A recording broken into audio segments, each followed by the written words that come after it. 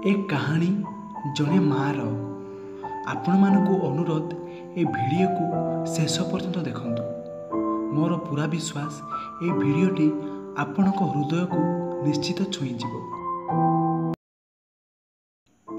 शीत दिनर एक संध्यारे जड़े बुढ़ी स्त्री लोक थंडार कष्ट सही न पारी घर एक कोणरे बसी निज स्वामी कथा भावुला।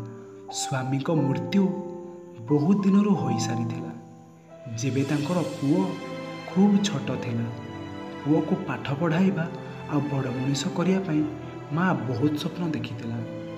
माँ पर घरे काम करी करी जेबे थकी जाउथला एतिकी भाबी पुणी काम रे लागी जाउथला जे पुओ जेबे बड़ मनीष होई जीवो माँ आराम करिवो। समय बीती जाए, पुओ पाठ पढ़ी भल चाकरी खंडिए करे। माँ ता पुओर विवाह करिदिए एवं तांकर एक पुत्र संतान मध्य हुए। बुढ़ी माँ खूब खुशी थिला। ता जीवनर सबु स्वप्न जेमिति सत हो जाइछि। एबे ता पुओ तार सबु इच्छा को पूरण करिवो।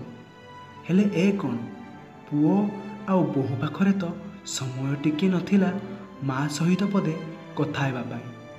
फरक बास एतिकी पड़िथिला जे माँ आगरू पर घरे बासन माजुथिला आउ काम करुथिला। एथर से निज घरे बासन माजुची आउ काम करुची। तथापि माँ खुशी थिला काहेकि ना से सेमानकु बहुत भल पाउथिला।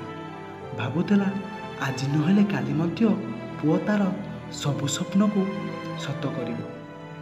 शीत दिनकु दिन बढ़ुथिला आउ माँ से दिन एक छिंडा कंबल घोड़ाई बसीथिला।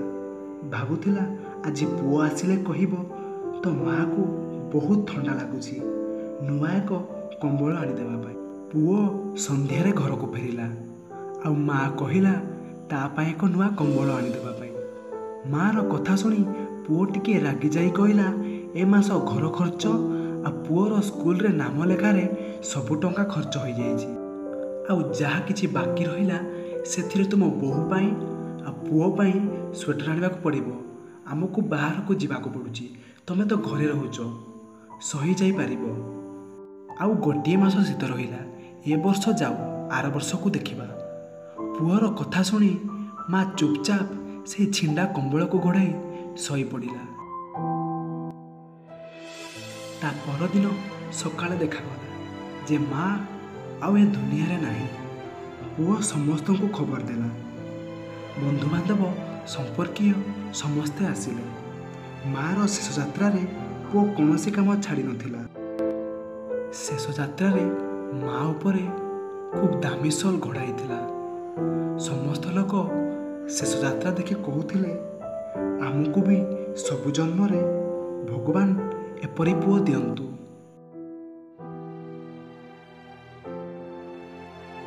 केही जानि नथिले जे मरिबा परे मध्य जड़े माँ कांदुथिला बास गोटे छिंडा कंबल पाई। छिंडा कंबल पाई बंधुगण दुनिया रे टंका देले सबु किछि मिल जाए, हेले माँ रो ममता को केबे टंका द्वारा किणा जाई पारिबो नहीं।